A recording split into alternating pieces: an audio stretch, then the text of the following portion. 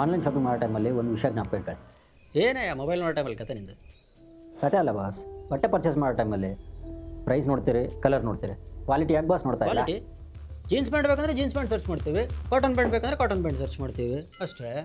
Bus ಇದು ನೋಡಿ, ಎಲ್ಲದು ಜೀನ್ಸ್ ಆದರೆ ಒಂದು 50 ರೂಪಾಯಿ ಮೀಟರು, ಇನ್ನೊಂದು 350 ರೂಪಾಯಿ ಮೀಟರು.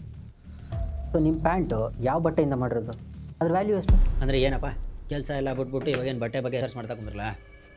ನೀವು ಕಷ್ಟಪಟ್ಟು ದುಡ್ದಿರೋ ದುಡ್ಡು ಬಾಸ್ ವೇಸ್ಟ್ ಮಾಡ್ಕೊತೀರಾ? ನನ್ನ ಹತ್ರ ಟೈಮು ಪೇಷನ್ಸು ಎರಡೂ ಇಲ್ಲಪ್ಪ. ಹಾಗಾದರೆ ಬಯೋಲ್ಲಿ ಒಂದು ಲಿಂಕ್ ಇದೆ, ಚೆಕ್ ಮಾಡಿ. ಇವಾಗ ಪ್ರೀಮಿಯಂ ಬಟ್ಟೆ ಅಂತೀರಿ, ಒಳಗಡೆ ಒಂದು ನೋಡಿದ್ರೆ 3000 ರೂಪಾಯಿ 4000 ರೂಪಾಯಿ ಪ್ಯಾಂಟ್ ಇರುತ್ತೆ. ಯಾವ್ದು ಬೇಕು? ಅಯ್ಯೋ ಇಲ್ಲ ಬಾಸ್, ಕಾಸ್ಟ್ಲಿ ಪ್ಯಾಂಟೆ, ಆದರೆ ನಿಮಗೆ 500 ರೂಪಾಯಿ 600 ರೂಪಾಯಿ ಸಿಗ್ಬಿಡುತ್ತೆ.